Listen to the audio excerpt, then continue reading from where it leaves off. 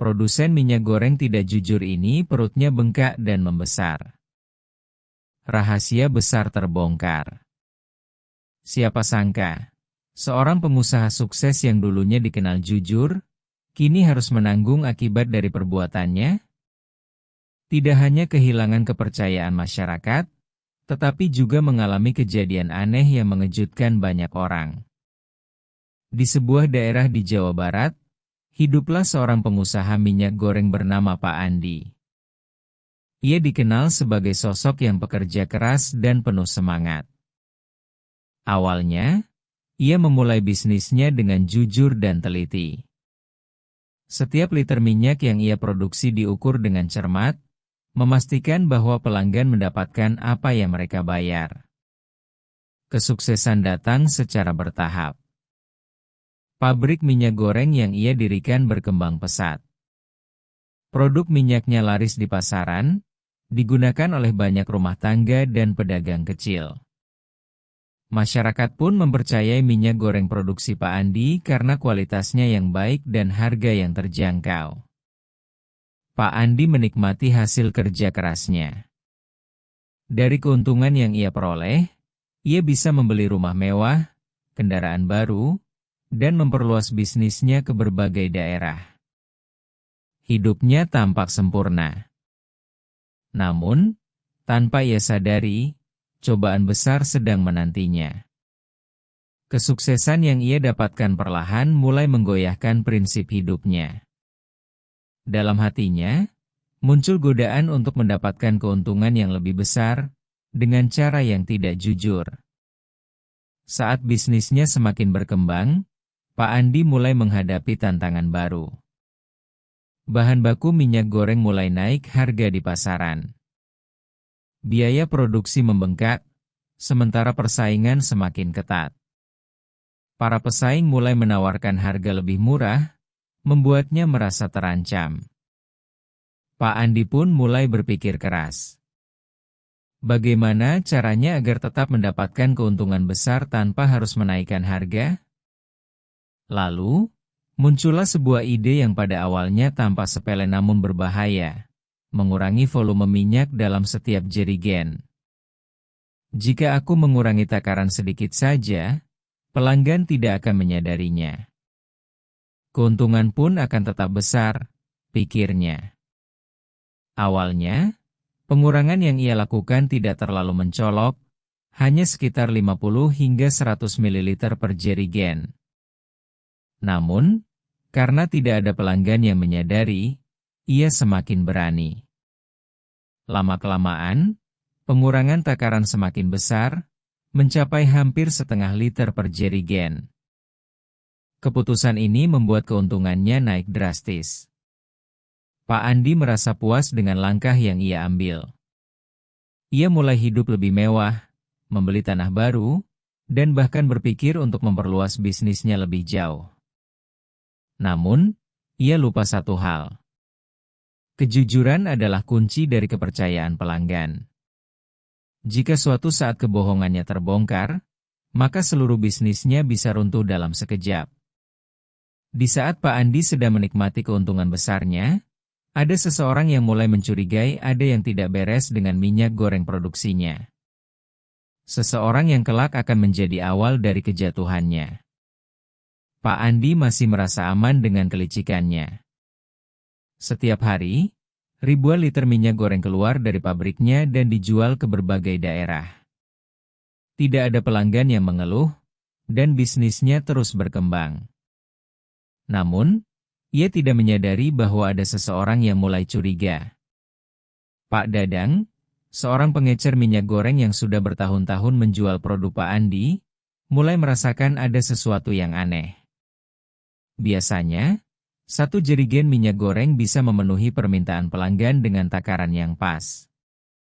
Namun, belakangan ini, banyak pembeli yang mengeluh bahwa minyak mereka cepat habis. Apa mungkin karena harga minyak naik, jadi pelanggan merasa lebih irit? Pikir Pak Dadang.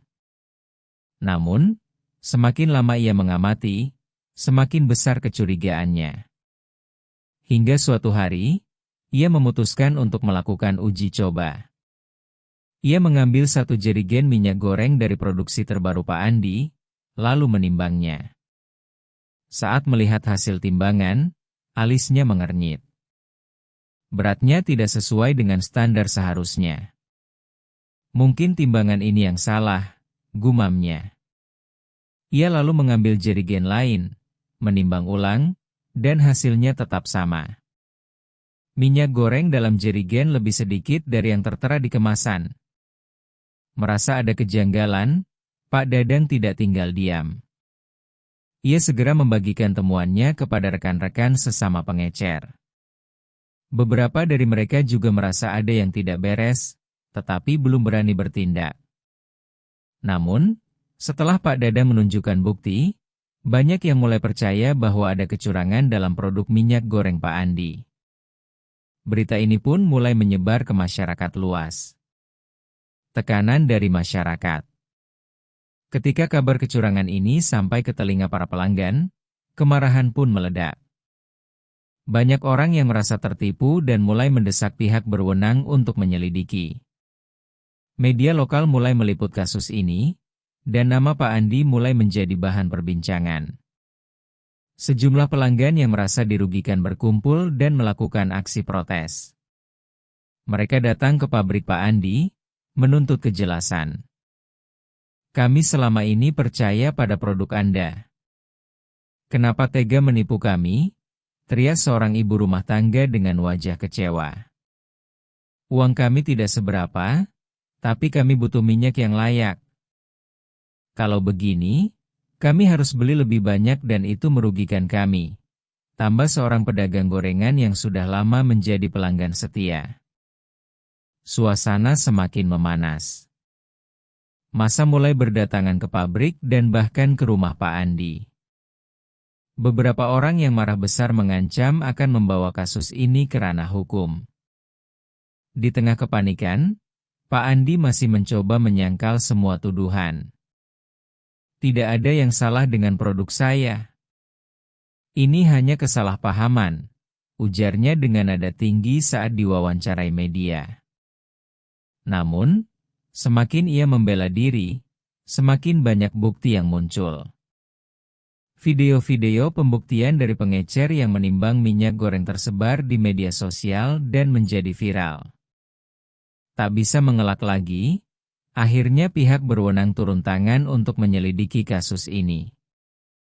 Saat petugas datang untuk mengkonfirmasi kebenaran laporan masyarakat, mereka menemukan sesuatu yang mengejutkan, sesuatu yang jauh di luar dugaan siapapun. Pak Andi, yang seharusnya menghadapi tuntutan hukum, justru ditemukan dalam kondisi mengerikan. Ia terduduk di lantai rumahnya, wajahnya penuh kesakitan, dan yang paling mengejutkan, perutnya membengkak secara tidak wajar. Tolong saya. Rintihnya dengan suara lemah. Apa yang sebenarnya terjadi? Apakah ini hanya kebetulan? Atau ada sesuatu yang lebih besar di balik semua ini? Di depan rumah Pak Andi, suasana semakin tegang. Warga yang awalnya hanya ingin menuntut keadilan kini dihadapkan pada pemandangan yang mengerikan. Tubuh Pak Andi terkulai di kursi ruang tamunya, perutnya membesar tidak wajar, seperti ada sesuatu yang tumbuh di dalamnya.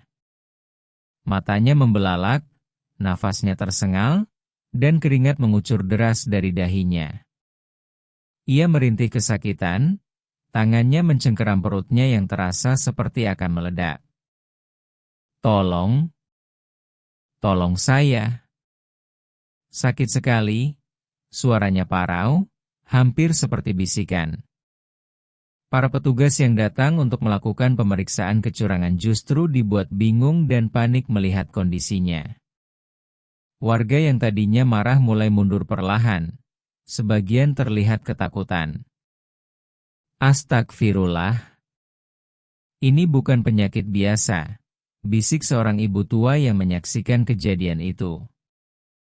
Seseorang akhirnya berinisiatif menghubungi ambulans.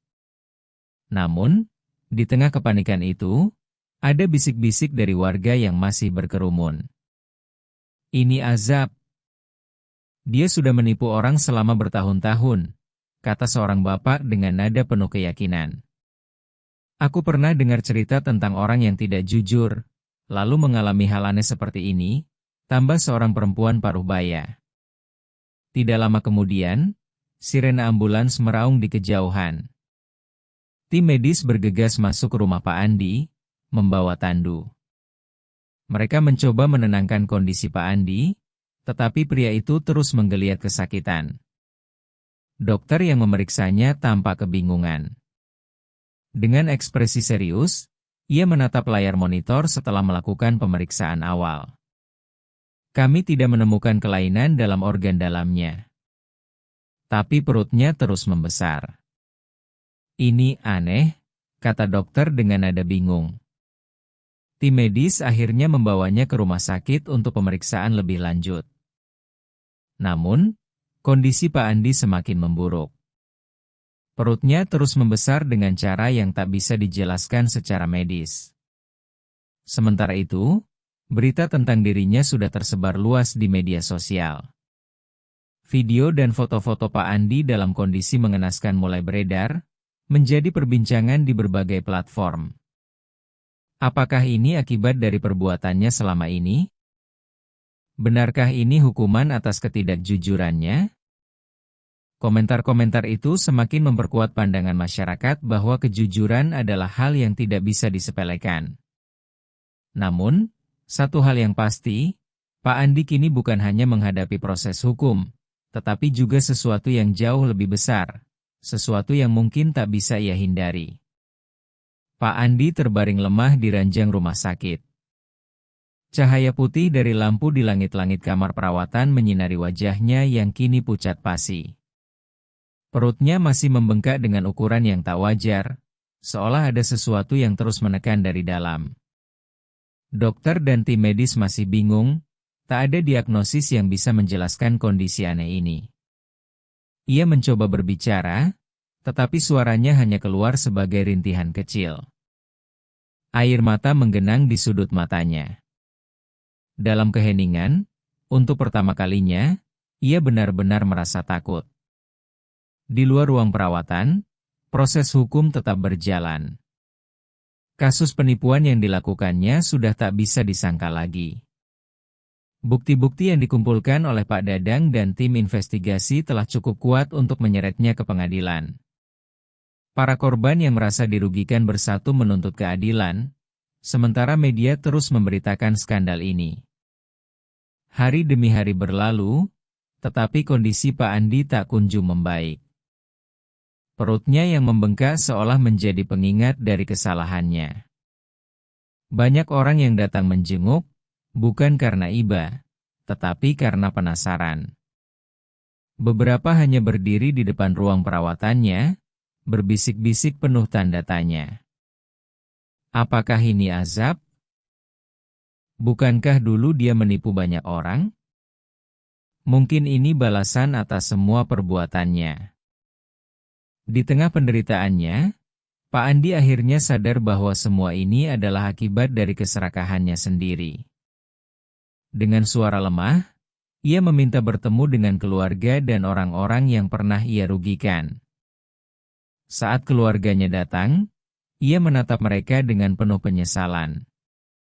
Air matanya mengalir perlahan, suaranya bergetar ketika akhirnya ia berkata, "Maafkan saya."